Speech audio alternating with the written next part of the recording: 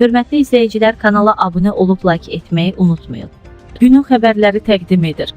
Cinayət Məcəlləsinin 274 dövlətə xəyanət, 278 hakimiyyəti zorla ələ keçirmə və ya onu zorla saxlama və 193 birinci cinayət yolu ilə əldə edilmiş pul vəsaitlərinin legallaşdırılması maddələri ilə ittiham edilən prezidenti administrasiyasının sabiq rəhbəri Ramiz Mehdiyevin Rusiya prezidenti Vladimir Putin ilə arxiv fotosu yayılıb. Sfera az xəbər verir ki, fotonun 2002-ci ildə çəkildiyi bildirilib.